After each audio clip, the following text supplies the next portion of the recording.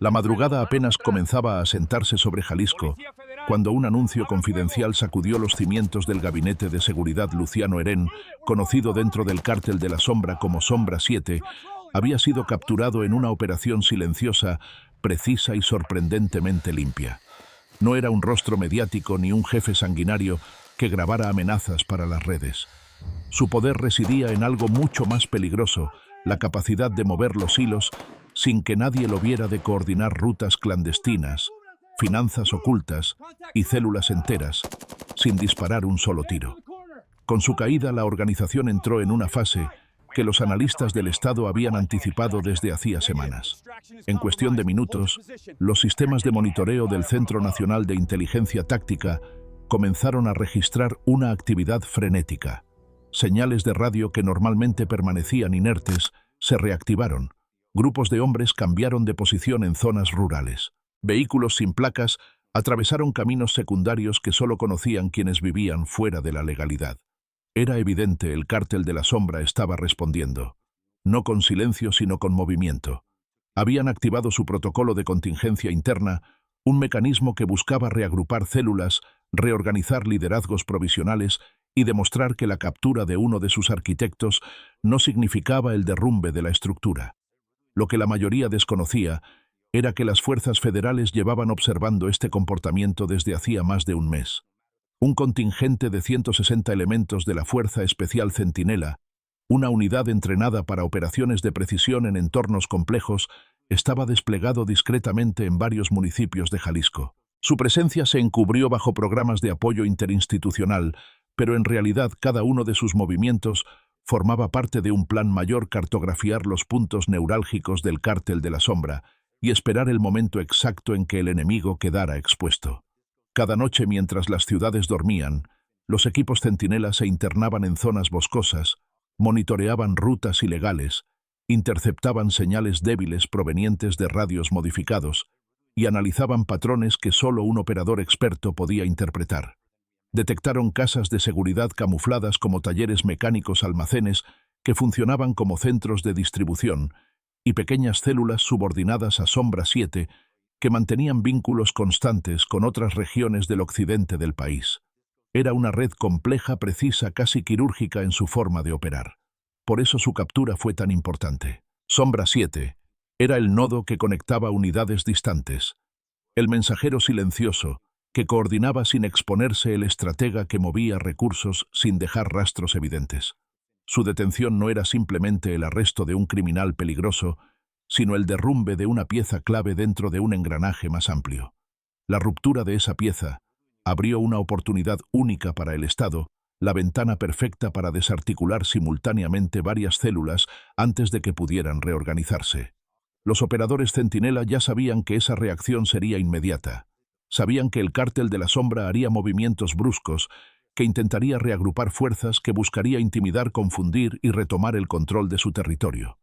Pero lo que la organización ignoraba era que cada paso que daban estaba siendo monitoreado con tecnología avanzada, desde drones térmicos hasta análisis de señal satelital. Cada desplazamiento quedaba registrado, cada patrón era evaluado, cada intento de reagrupación era anticipado con horas de ventaja.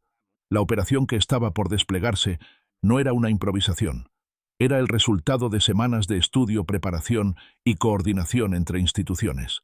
El arresto de Sombra 7 era solo la primera pieza del rompecabezas. La siguiente fase, cuidadosamente diseñada por el alto mando, buscaba impactar en 5 puntos críticos de Jalisco de manera simultánea. El objetivo era claro: golpear la red antes de que pudiera recomponerse. En los cuarteles centinela, los equipos ya estaban listos. Revisaban mapas, rutas, coordenadas, líneas de comunicación, planes de inserción y evacuación. Afuera el Estado parecía tranquilo, pero dentro de la estructura militar la tensión era palpable. Sabían que lo que estaba a punto de ocurrir podía redefinir el equilibrio criminal de la región. Sabían que el margen de error era prácticamente inexistente. Y sabían sobre todo que la noche que se aproximaba no sería una noche cualquiera. Sería la noche en la que Jalisco ardería en una estrategia cuidadosamente orquestada. La Operación Fuego Nocturno estaba a punto de comenzar. Para comprender la magnitud de lo que estaba a punto de desatarse en Jalisco, era necesario mirar más allá de la captura de un solo hombre. El nombre de Luciano Herén Sombra 7 había estado presente en decenas de reportes de inteligencia desde hacía años, pero su importancia real era más profunda y silenciosa. No era un jefe visible, ni un líder que diera órdenes en videos o encabezara caravanas armadas. Su poder radicaba en algo infinitamente más peligroso: su capacidad de conectar los fragmentos dispersos del cártel de la sombra en una sola estructura funcional eficiente, casi inmunológica, en su forma de adaptarse a los golpes del Estado. El cártel de la sombra, a diferencia de otras organizaciones criminales del Occidente, no había surgido de una ruptura violenta ni de un personaje carismático que unificara a grupos menores. Nació como una red oculta alimentada por exmilitares expulsados, operadores financieros, expertos en comunicaciones clandestinas y células pequeñas que durante años pasaron desapercibidas para las autoridades. Eran camaleónicos. Cambiaban de nombre, de fachada, de territorio, pero mantenían una estructura invisible que se movía como una sola mente colectiva. Fue Sombra 7 quien, según los análisis del CNIT, logró articular esa red.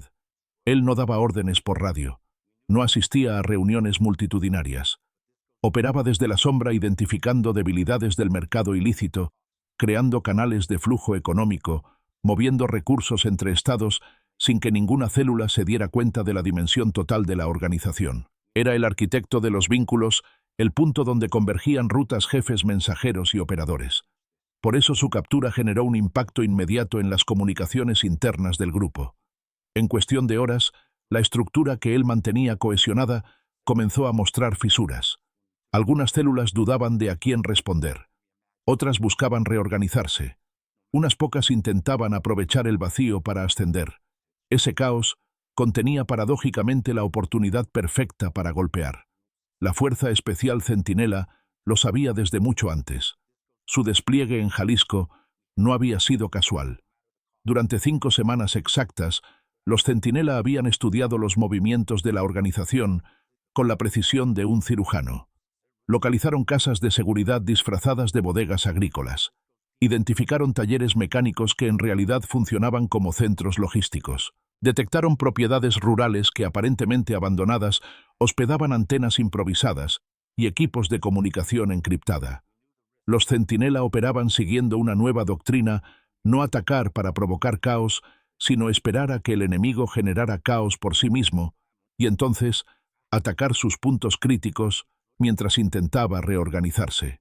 Esta filosofía, desarrollada por el alto mando militar, tras años de enfrentamientos fallidos contra grupos fragmentados, buscaba cortar las raíces y no solo las ramas visibles. Así, cuando Sombra 7 fue detenido, la estructura interna del cártel de la sombra entró en su fase más vulnerable. Cada célula actuó según sus propios protocolos. Unas enviaron mensajeros a zonas boscosas, otras cambiaron de refugios, algunas movilizaron vehículos hacia rancherías remotas. Desde fuera parecía un despliegue de fuerza. Desde la óptica del CNIT, era la señal inequívoca de que todo el sistema estaba expuesto. Los analistas de inteligencia, reunidos en una sala hermética dentro de la capital jalisciense, observaban cómo los puntos rojos se multiplicaban en las pantallas. Casi todos esos puntos coincidían con los mapas elaborados por los Centinela en las semanas previas. La información recolectada por patrullajes nocturnos, drones térmicos de reconocimiento, intervenciones de radio y patrones de tráfico digital estaba alineada. Todo indicaba que la ventana para actuar era breve, quizá apenas unas horas antes de que las células lograran reorganizarse bajo un nuevo liderazgo. Dentro de los cuarteles temporales la tensión era palpable. Los comandantes Centinela revisaban una y otra vez los planes de inserción. Cada equipo tenía un objetivo preciso. Cada operación estaba diseñada para ejecutarse de manera simultánea. 5 puntos críticos del cártel de la sombra serían intervenidos en una sola noche. No por azar, sino porque atacar uno solo habría alertado a los demás, permitiéndoles replegarse y desaparecer. La importancia de esta sincronización no podía subestimarse. En operativos anteriores contra otras organizaciones, las actuaciones escalonadas habían permitido que los grupos enemigos se reorganizaran, trasladaran recursos o prepararan emboscadas. Esta vez, la estrategia era distinta: eliminar la capacidad de reacción antes de que surgiera.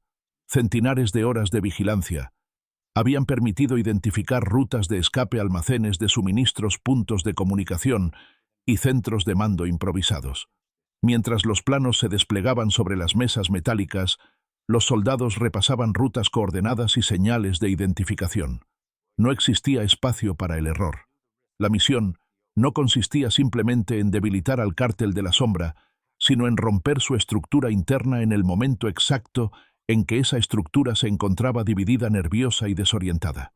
En el ambiente flotaba una sensación de inevitabilidad. Los Centinela no solo estaban preparados para el enfrentamiento táctico, estaban preparados para desmontar un sistema. Sabían que la caída de Sombra 7 había provocado un vacío que ningún otro miembro podía llenar inmediatamente. Sabían que cada célula actuaba por su cuenta sin coordinación real, y sabían que era ahora, en medio de esa confusión, cuando el golpe debía ser más firme, más amplio y más quirúrgico. Afuera, Jalisco seguía su vida habitual. Pero dentro de las instalaciones militares, la realidad era otra. La noche que se aproximaba sería decisiva. Una noche donde el Estado buscaría demostrar que la organización que durante años había extendido su influencia en silencio había cometido su primera gran equivocación: creer que podía reaccionar sin ser vista. La Operación Fuego Nocturno avanzaba inexorablemente hacia su despliegue final, y el Cártel de la Sombra aún no sabía que ya había perdido la mitad de la partida. La noche cayó sobre Jalisco con un silencio engañoso, un silencio que apenas ocultaba el movimiento constante de helicópteros sin luces, vehículos tácticos dispersos por rutas rurales y unidades centinela posicionándose en puntos donde horas antes el Cártel de la Sombra había comenzado a reacomodarse. Los operadores sabían que aquella noche no sería como las demás. Era la fase crítica de la Operación Fuego Nocturno, la etapa en la que cada error podía desatar un efecto dominó imposible de contener. Los 5 equipos principales de la Fuerza Especial Centinela se habían dividido siguiendo un patrón que el alto mando había perfeccionado tras semanas de vigilancia. Cada objetivo representaba un nodo de la red que Sombra 7 mantenía unida. Si uno de esos nodos era impactado de manera aislada, los demás tendrían tiempo para replegarse. Pero si todos eran intervenidos simultáneamente, la estructura se fracturaría sin posibilidad inmediata de recuperación. Ese era el plan. Ese era el momento. El primer equipo se internó en una zona montañosa donde los informes de inteligencia señalaban un punto de coordinación temporal. No era un cuartel permanente, sino un sitio al que varias células acudían en situaciones de emergencia. La zona, cubierta por bosques densos y caminos de tierra irregulares, ofrecía condiciones perfectas para pasar desapercibidos. Pero también representaba una ventaja para los centinela. La topografía permitía establecer vigilancia desde puntos elevados sin ser detectados. Los drones térmicos confirmaron la presencia de figuras moviéndose en patrones que revelaban nerviosismo y falta de coordinación. La célula parecía estar improvisando, lo cual indicaba que la ausencia de Sombra 7 ya estaba haciendo mella en sus capacidades. El segundo equipo avanzó hacia una antigua empacadora agrícola que se había transformado en un centro de almacenamiento logístico. A simple vista, era una estructura en desuso con paredes desgastadas y maquinaria abandonada. Pero en su interior, según los reportes recopilados en semanas anteriores, operaba un pequeño centro de comunicaciones oculto. Allí se procesaban mensajes cifrados y se redistribuía información operativa hacia otras células. La señal era tenue, casi invisible para quien no la buscara, pero los expertos en análisis de espectro del CENIT la habían detectado la noche anterior, un pulso digital irregular típico de transmisiones clandestinas rudimentarias. El equipo centinela sabía que desactivar ese sitio era esencial para cortar la cohesión interna del grupo. El tercer objetivo era una pequeña comunidad rural, que para la mayoría era solo un conjunto de casas dispersas entre cerros y huertos. Sin embargo, el mapeo realizado por los centinela había revelado que varias de estas viviendas servían como refugios temporales donde operadores del Cártel de la Sombra se reagrupaban en periodos de crisis. No se trataba de un complejo fortificado ni de un escondite permanente, sino de un punto intermedio, donde se tomaban decisiones rápidas antes de dispersarse nuevamente. Los centinela habían observado durante semanas cómo vehículos llegaban de manera irregular, permanecían estacionados breves lapsos y luego salían hacia distintos rumbos. Esa noche, el patrón se repetía, pero con mayor intensidad, más movimiento, más señales de radio, más incertidumbre entre los ocupantes. El cuarto equipo, considerado uno de los más experimentados, tenía como objetivo una brecha rural que funcionaba como corredor clandestino entre dos municipios. A través de esa ruta, el Cártel de la Sombra solía mover suministros y trasladar mensajeros que actuaban como enlaces entre células dispersas. La brecha, estrecha y flanqueada por vegetación espesa, se había mantenido activa durante días. Los drones térmicos mostraron actividad reciente, huellas frescas, señales de calor en zonas donde posiblemente había vehículos ocultos y un leve rastro de dispositivos de comunicación improvisados. Neutralizar ese corredor era vital para evitar que las células huyeran o que reorganizaran su estructura bajo un líder provisional. El quinto equipo, encargado del objetivo más delicado, operaba en las inmediaciones de un complejo semiabandonado que alguna vez funcionó como centro de maquinaria agrícola. Inteligencia militar señalaba que los líderes intermedios del Cártel de la Sombra utilizaban ese sitio para reuniones improvisadas cuando la estructura quedaba descabezada. No se trataba de figuras visibles, pero sí de operadores con suficiente influencia para reactivar la red antes de que colapsara. Aquella noche, según los registros de drones y señales térmicas, varios vehículos habían llegado al lugar. Para los Centinela, eso solo significaba una cosa: la ventana de ataque era perfecta. Mientras los equipos se posicionaban, el Zenit coordinaba cada movimiento desde un centro hermético. Una pared llena de monitores mostraba puntos brillantes que representaban unidades Centinela, mientras otros puntos indicaban posiciones del Cártel de la Sombra. La intervención debía ser simultánea, milimétrica, coordinada. Cualquier acción adelantada podía alertar al resto. Cualquier retraso podía permitir una huida masiva. Todo se movía bajo un principio inamovible: la precisión lo era todo. La tensión aumentó cuando las señales de radio clandestinas mostraron cambios drásticos. Los operadores del cártel parecían confundidos. Algunos hablaban entre ellos sin coordinación. Otros emitían mensajes incompletos llenos de interferencias. Era evidente que la captura de Sombra 7 había generado un vacío de mando que nadie estaba logrando llenar. El patrón de movimiento se volvió errático. Las células pequeñas no sabían si debían reagruparse o dispersarse. Ese desconcierto era justo lo que los Centinela habían esperado durante semanas. Las comunicaciones internas del ejército confirmaron entonces el inicio de la fase decisiva. Los comandantes de cada equipo recibieron la orden cifrada que habían estado esperando. La intervención simultánea sería ejecutada en minutos. No había margen para dudas. La operación debía caer sobre los 5 puntos al mismo tiempo, como una red que se cierra en un solo movimiento. Afuera, la noche seguía silenciosa. Las luces de las ciudades lejanas brillaban sin saber lo que estaba a punto de suceder. Los Centinela en posiciones estratégicas respiraban hondo antes del despliegue final. Todo lo aprendido, todo lo analizado, todas las semanas de vigilancia convergían en ese instante preciso. La operación Fuego Nocturno estaba entrando en su corazón táctico, y el Cártel de la Sombra estaba a segundos de enfrentar la noche más decisiva de su historia. Los 5 equipos Centinela estaban ya posicionados cuando el alto mando emitió la orden final. No fue un mensaje dramático, ni un anuncio grandilocuente. Fue una simple instrucción encriptada, cargada de un peso que cada operador entendía sin necesidad de más palabras. A partir de ese momento, la noche dejaría de ser un velo para convertirse en un escenario donde la precisión determinaría la eficacia de toda la operación Fuego Nocturno. El primer equipo, ubicado en la zona montañosa, inició su avance con una coordinación casi coreográfica. Durante semanas habían estudiado cada roca, cada pendiente, cada camino improvisado de la región.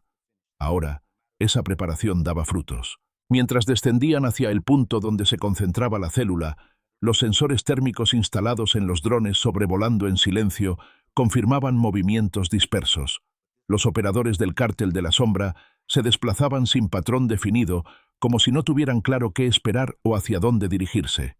Esa falta de organización daba a los Centinela una ventaja táctica que habían buscado desde el inicio, un enemigo que reaccionaba sin plan. A medida que el equipo se aproximaba a los objetivos, comenzaron a identificar estructuras improvisadas en la zona. No eran bases fortificadas, sino más bien refugios temporales construidos con la idea de resistir pocas horas en situaciones de emergencia. En una de esas estructuras, Los Centinela detectaron señales débiles de comunicación. Los expertos en interceptación confirmaron que se trataba de mensajes internos del cártel, intentos desesperados de coordinar movimientos que ya no tenían orden. La caída de Sombra 7 no solo había fracturado el liderazgo, había quebrado el flujo de información entre células. El segundo equipo en la empacadora agrícola convertida en centro logístico clandestino avanzó con la cautela propia de quienes saben que no solo enfrentan personas armadas, sino también sistemas de comunicación encargados de sostener la operación criminal. La fachada deteriorada del edificio contrastaba con la complejidad tecnológica instalada en su interior. Semanas atrás, los drones habían detectado antenas improvisadas ocultas entre maquinaria abandonada. Esa noche las señales eran más evidentes, pulsos irregulares, interferencias abruptas, fluctuaciones que solo se presentaban cuando varias unidades intentaban comunicarse al mismo tiempo, sin tener un canal principal de mando. El plan del segundo equipo era claro: desactivar ese centro con una precisión que no alertara al resto de las células. Para ello debían cortar las señales desde el origen. Los especialistas se separaron del grupo principal, acercándose silenciosamente a los puntos donde se encontraban las antenas. El CENIT monitoreaba en tiempo real los cambios en el espectro de señales. Cada segundo contaba porque un movimiento brusco podía generar una transmisión de emergencia que propagara el caos en toda la red del cártel. Pero los Centinela actuaron con una exactitud impecable. La interferencia cesó de golpe, como si un susurro hubiese sido apagado en el aire. Con ello, el cártel de la sombra perdió uno de sus centros de comunicación más importantes. Mientras tanto, el tercer equipo desplegado en la comunidad rural enfrentaba un escenario distinto. Allí no había infraestructura tecnológica avanzada ni puntos estratégicos definidos. Lo que encontraron fue algo más caótico: vehículos estacionados sin patrón, casas iluminadas con movimientos acelerados y señales térmicas que indicaban la presencia de personas entrando y saliendo con prisa. La comunidad funcionaba como un punto improvisado de reagrupación, un lugar donde operadores del cártel buscaban orientación que nadie sabía darles. Esta desorganización presentaba un desafío particular. Uno de los objetivos del equipo era identificar a los operadores de mayor rango que pudieran estar asumiendo roles de liderazgo temporal. Para ello, utilizaron una táctica basada en análisis de comportamiento. Observaron a distancia quién daba instrucciones, quién recibía órdenes, quién se movía con mayor seguridad que el resto. Lo que comenzaron a notar fue revelador. Sin Sombra 7, las células no solo carecían de dirección, sino que competían entre sí por llenar el vacío de mando. Esa tensión interna complicaba su coordinación y facilitaba el trabajo de los Centinela. El cuarto equipo, encargado del corredor clandestino, enfrentaba un entorno cargado de riesgo. La brecha rural poco transitada por la población era crucial para el movimiento de recursos. Los Centinela habían detectado actividad reciente: tierra removida, rastros térmicos que indicaban el paso de vehículos, señales digitales débiles provenientes de dispositivos improvisados. La operación aquí requería precisión milimétrica. Neutralizar un corredor no significaba bloquearlo físicamente, sino cortar la capacidad del enemigo de usarlo como vía de escape o de reorganización. Los operadores habían desplegado sensores pasivos en días anteriores, ocultos bajo vegetación y piedras del tamaño de una mano. Esos sensores permitían monitorear el paso de vehículos sin necesidad de exponer a las tropas. Esa noche los dispositivos comenzaron a activarse, indicando movimientos dispersos y descoordinados. El patrón dejaba claro que las células intentaban desplazarse sin un plan central. El cuarto equipo debía actuar rápido, anticipándose a esos desplazamientos para reducir la capacidad de maniobra del cártel. Finalmente, el quinto equipo, posicionado en el complejo agrícola semidesierto, donde se reunían los operadores intermedios, enfrentaba el objetivo más complejo de toda la operación. Drones en altura habían registrado la llegada de varios vehículos, algunos sin placas, otros con matrículas provenientes de municipios distintos. Ese flujo indicaba que figuras clave del cártel estaban intentando reagruparse, quizá con la intención de designar un liderazgo provisional. Los Centinela avanzaron con extrema cautela. Sabían que el éxito de toda la operación dependía de evitar una reorganización interna que pudiera prolongar el conflicto. Su misión no era solo desarticular los puntos operativos, sino impedir que los líderes intermedios se consolidaran en un nuevo mando.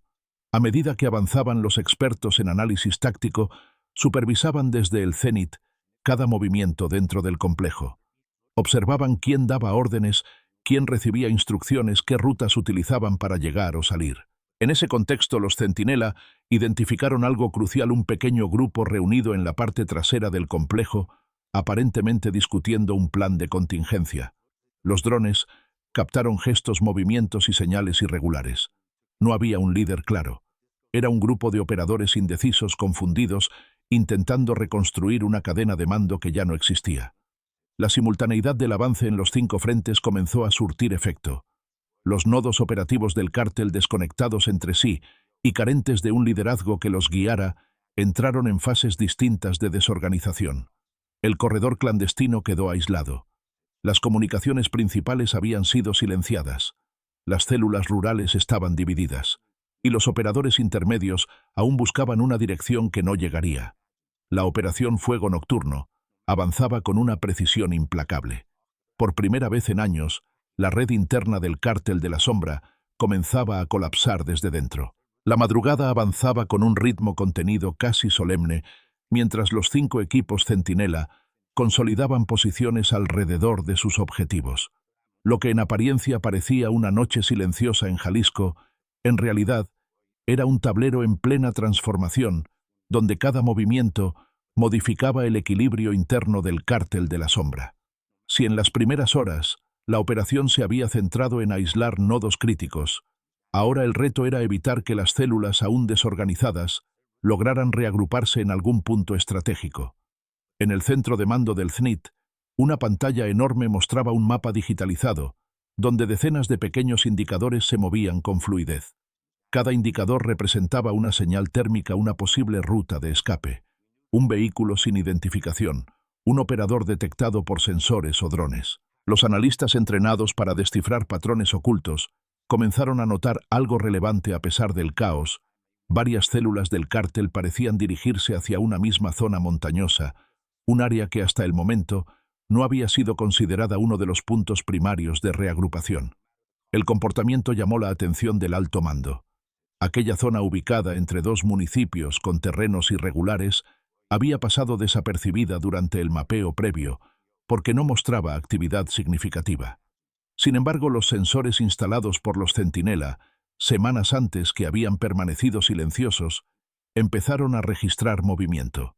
Era evidente que algunos operadores estaban utilizando esa región como ruta alternativa, quizá con la intención de convertirla en un último punto de coordinación improvisada.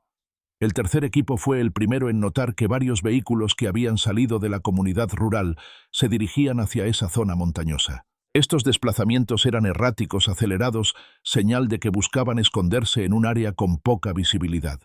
El líder del equipo informó al CENIT, y en cuestión de minutos, todos los equipos fueron notificados. El cártel parecía estar concentrando a un grupo considerable en un punto que no estaba en los planes iniciales. Esta revelación obligó a ajustar la estrategia.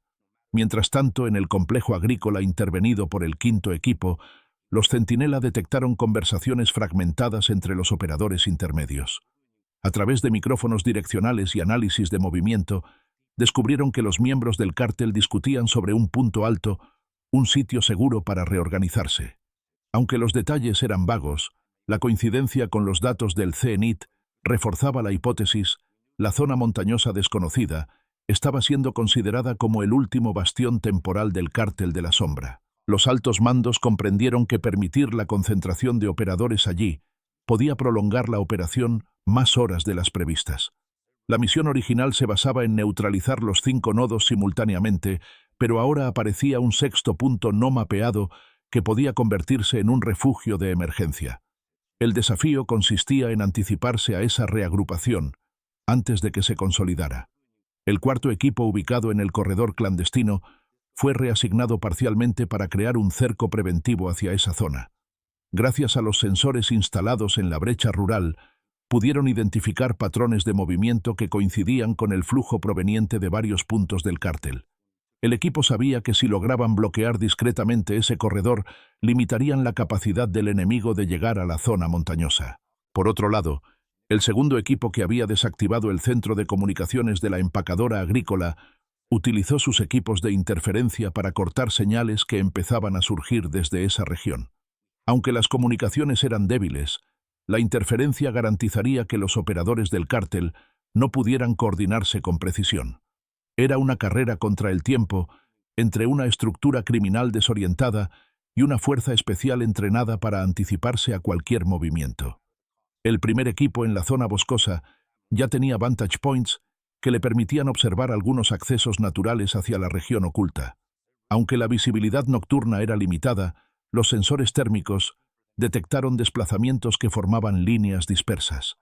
No eran muchos, pero sí suficientes para sugerir que el cártel estaba canalizando recursos hacia ese punto.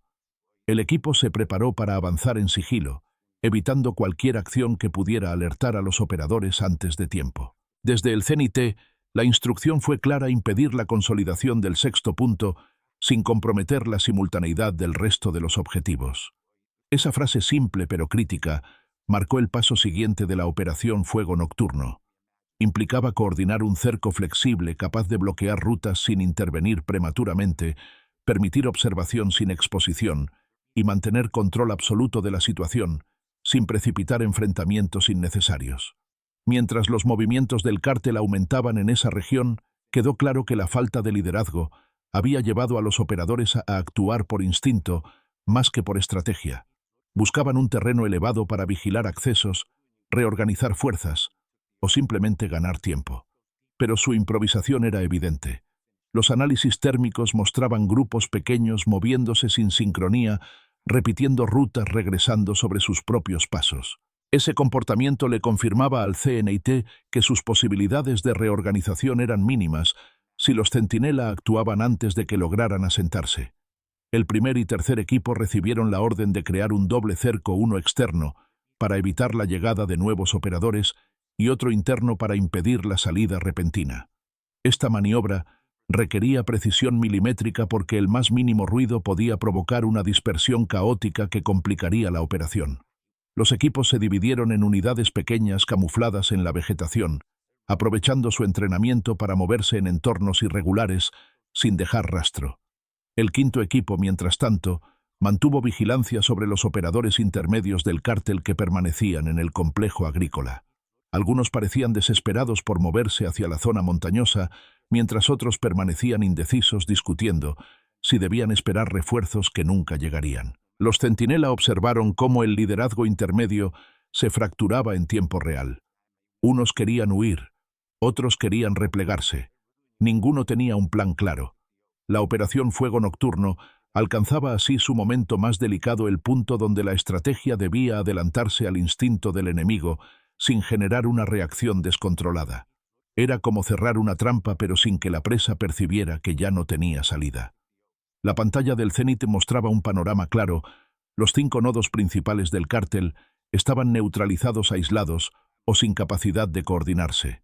El sexto punto emergente estaba rodeado, y la red completa del cártel de la sombra comenzaba a desmoronarse desde sus cimientos.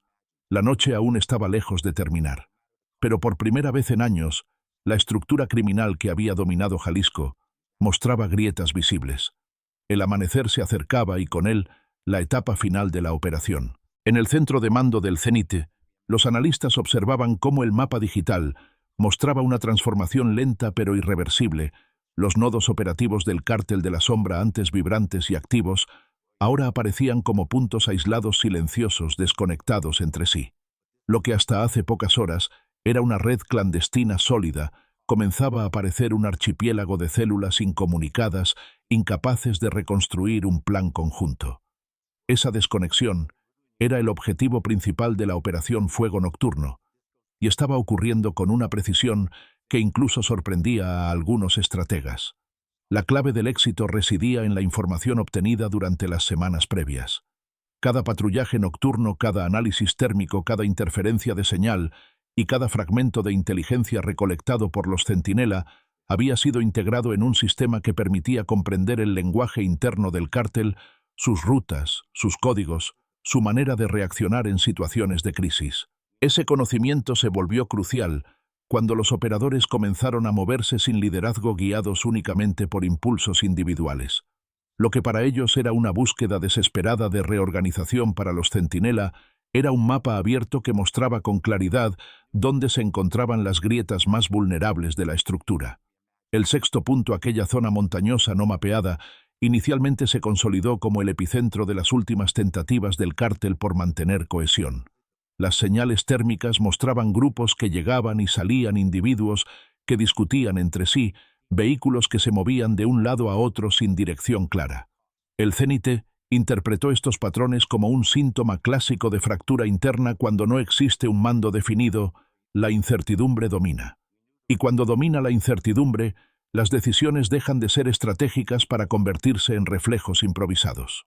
El primer cerco formado por los equipos Centinela se cerró alrededor de esa región sin generar alarma.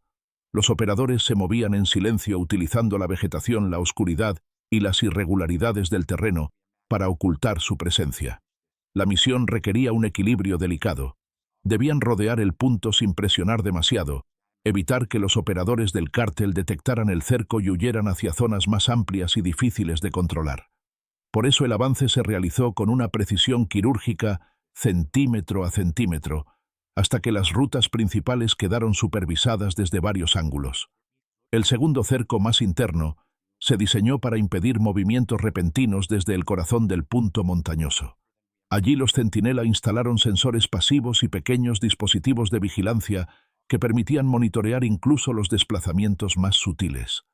Cada movimiento quedaba registrado y transmitido al CNIT. Lo que emergió de esos datos fue un panorama claro. Los operadores del cártel no lograban ponerse de acuerdo sobre qué hacer. Algunos insistían en esperar refuerzos, otros querían dispersarse. Unos pocos sugerían replegarse hacia zonas que ya estaban bajo supervisión militar. Esa indecisión era la señal definitiva de que la estructura estaba colapsando. Mientras el cerco en la montaña se fortalecía, los otros 5 nodos ya intervenidos comenzaban a mostrar signos de abandono. Los análisis térmicos indicaban que varias estructuras habían quedado vacías. Otros puntos antes saturados de movimiento ahora permanecían inactivos. La interrupción del centro de comunicaciones había sido un golpe devastador, pues sin la capacidad de enviar mensajes coordinados, cada célula actuaba como una entidad aislada. El CNIT confirmó que la red financiera del cártel también había sufrido daños. Documentos, dispositivos y registros encontrados en la empacadora agrícola revelaban rutas de transferencia, identidades de prestanombres y esquemas económicos que sostenían las operaciones en Jalisco. Con esa información, la unidad de análisis comenzó a trazar un mapa secundario. El mapa financiero, una red compleja, que al ser expuesta dejaba al descubierto el mecanismo que había permitido al cártel de la sombra financiar su expansión. Cada nombre, cada transacción, cada propiedad vinculada abría una puerta adicional para el desmantelamiento completo de la estructura. Si la operación táctica estaba neutralizando la capacidad inmediata de acción del cártel, la operación financiera estaba destruyendo su capacidad futura de reconstruirse. En paralelo, el quinto equipo continuaba su vigilancia sobre los operadores intermedios en el complejo agrícola. Las tensiones internas habían aumentado. Algunos, conscientes de que la reorganización en la montaña no sería viable, comenzaron a discutir opciones de escape. Otros preferían permanecer en el lugar, convencidos de que eventualmente recibirían instrucciones del antiguo círculo de mando. Pero esa espera era en vano. Sombra 7, capturado horas antes, estaba incomunicado, y no había forma de que el cártel reorganizara su estructura sin su presencia o sin su guía logística. Y el resto de los líderes intermedios se encontraba en igual estado de aislamiento. Fue en ese momento cuando el CNIT confirmó un dato crucial: las rutas de comunicación digital del cártel habían colapsado totalmente. No se trataba de mera interferencia, sino de un derrumbe completo del sistema interno. Las pequeñas comunicaciones que surgían eran mensajes desesperados, fragmentados, sin objetivos claros. La estructura que durante años había mantenido cohesión en silencio ahora estaba prácticamente muda. Con el centro financiero expuesto, las rutas clandestinas controladas, los 5 nodos principales intervenidos y el sexto punto rodeado, el análisis del CNIT concluyó que el cártel de la sombra se encontraba en su estado de vulnerabilidad máxima. Nunca antes, en toda la historia de su operación en el occidente del país, había presentado un nivel tan profundo de desarticulación simultánea. El alto mando emitió entonces la siguiente instrucción: preparar fase final, consolidación de puntos y neutralización total de redes internas. Los centinela, perfectamente coordinados, ajustaron sus posiciones. Los dispositivos de vigilancia activados alrededor del sexto punto comenzaron a registrar una disminución en el movimiento. Los operadores del cártel, incapaces de coordinar una estrategia común, empezaban a detenerse agotados por la incertidumbre. Era el síntoma claro de un sistema que había dejado de funcionar. El amanecer se acercaba lentamente, y con él la etapa definitiva de la Operación Fuego Nocturno. El horizonte de Jalisco comenzaba a teñirse de tonos azulados cuando la Operación Fuego Nocturno entró en su fase conclusiva. No había explosiones ni estruendos de batalla, ni escenas propias de confrontaciones caóticas. Lo que estaba ocurriendo era mucho más silencioso, pero infinitamente más profundo. La estructura operativa del Cártel de la Sombra se estaba desmoronando desde adentro, incapaz de sostenerse sin su red de mando, sus rutas de comunicación y sus puntos logísticos. En el centro de mando del CNT, el mapa que horas antes estaba repleto de señales activas, ahora exhibía un escenario completamente distinto. Los indicadores rojos, que representaban nodos del cártel, rutas clandestinas y operadores detectados, aparecían como puntos aislados desorganizados sin interacción entre sí. La pantalla mostraba un sistema criminal que por primera vez en muchos años había perdido su capacidad de reacción. Los analistas respiraron con detenimiento mientras los últimos datos llegaban desde los 5 equipos centinela. Cada reporte confirmaba lo que la inteligencia había predicho. La simultaneidad del operativo había impedido cualquier intento de reagrupación significativa. El primer equipo confirmó que la zona montañosa, el sexto punto emergente, se encontraba prácticamente inmóvil. El cerco había sido efectivo. Los operadores, incapaces de construir un plan conjunto, permanecían dispersos sin rumbo claro. Sus comunicaciones, antes coordinadas y disciplinadas, ahora se reducían a emisiones aisladas y sin estructura. El segundo equipo, especializado en intercepciones, reportó que las señales clandestinas del cártel habían desaparecido por completo del espectro local. No se trataba solo del apagón provocado por la intervención, era un colapso total del sistema interno. Sin la presencia de Sombra 7 y sin los nodos de comunicación activos, la organización había perdido su columna vertebral. Las pequeñas células que antes se movían con precisión ahora permanecían estáticas, sin saber si avanzar, retirarse o rendirse. La falta de liderazgo se había convertido en el peor enemigo del cártel. Mientras tanto, el tercer equipo informó que la comunidad rural, donde varias células habían intentado reagruparse, presentaba una escena de abandono. Las luces apagadas, los vehículos inmóviles y la completa ausencia de señales térmicas mostraban que los operadores habían perdido cualquier capacidad de coordinación. Sin un mando unificado, cada grupo había quedado atrapado en su propio aislamiento. El CNT interpretó esto como la culminación de un proceso que había iniciado con la captura de Sombra 7, la caída de su arquitectura interna. El cuarto equipo, responsable del corredor clandestino, envió un informe confirmando que la ruta estaba completamente controlada. No se detectaban movimientos nuevos en las brechas rurales. Los sensores instalados días atrás registraban quietud total, una señal clara de que los operadores que anteriormente utilizaban ese corredor ahora carecían de instrucciones y se habían quedado inmóviles, desconectados de la estructura general. El quinto equipo, en el complejo agrícola, reportó una situación similar. Los operadores intermedios, que unas horas antes intentaban organizar un liderazgo provisional, se encontraban ahora sin capacidad de acción. El análisis de comportamiento confirmó que ninguno había logrado imponerse como guía. La ausencia de estrategias, sumada al cerco y a la desarticulación general, había transformado lo que podría haber sido un punto de resistencia en un espacio de incertidumbre total. El CNT reunió los datos finales para elaborar un informe integral. Las conclusiones eran contundentes: las redes internas del Cártel de la Sombra habían quedado neutralizadas, sus nexos financieros expuestos, sus nodos logísticos desmantelados, sus rutas clandestinas controladas y su capacidad de reorganización anulada. Los comandantes de los centinela recibieron entonces la última instrucción operativa consolidar las posiciones, asegurar los puntos estratégicos y preparar la retirada gradual. La operación táctica había concluido.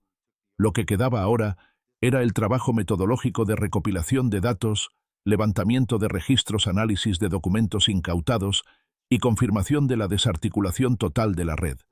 Este proceso, aunque menos visible, era fundamental para garantizar que la organización no pudiera reconstruirse en las semanas siguientes. A medida que los primeros rayos del sol iluminaban las montañas, los drones completaban los últimos vuelos de reconocimiento. Las imágenes enviadas desde el aire mostraban un paisaje tranquilo, casi estático, muy distinto al que los mapas de inteligencia habían mostrado durante meses. Las zonas donde antes se detectaban señales clandestinas ahora permanecían silenciosas.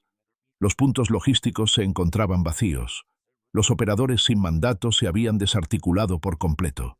En los demás frentes, los centinela verificaron rutas, inspeccionaron estructuras y recuperaron dispositivos de comunicación, registros financieros y documentos internos que serían fundamentales para las investigaciones posteriores.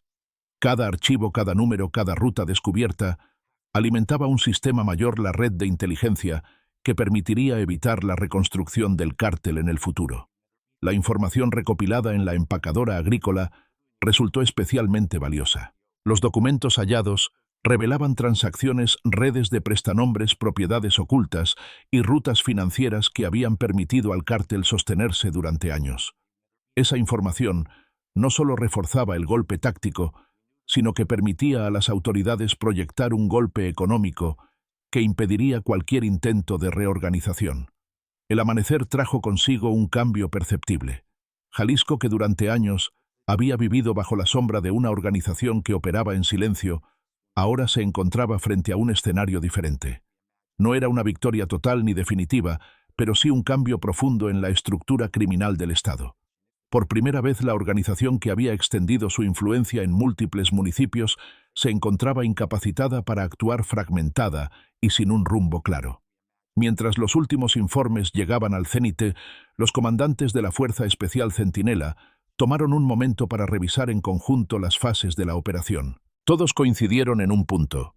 La clave había sido la intervención simultánea, la lectura precisa de movimientos, la anticipación a los patrones del enemigo y la coordinación absoluta entre las unidades. No se trató de un golpe al azar, sino de una estrategia altamente calculada que había aprovechado la vulnerabilidad exacta del cártel. Las horas finales de la operación Fuego Nocturno fueron tranquilas, casi simbólicas. Los centinela se replegaron con disciplina, dejando tras de sí un territorio donde la estructura criminal más silenciosa y sofisticada del Occidente había perdido su capacidad de control. El sol finalmente emergió sobre Jalisco, iluminando un paisaje que, aunque aún cargado de retos, mostraba una transformación evidente. La sombra que durante años había dominado la región comenzaba a disiparse. La operación había concluido. La historia, sin embargo, apenas estaba entrando en una nueva etapa.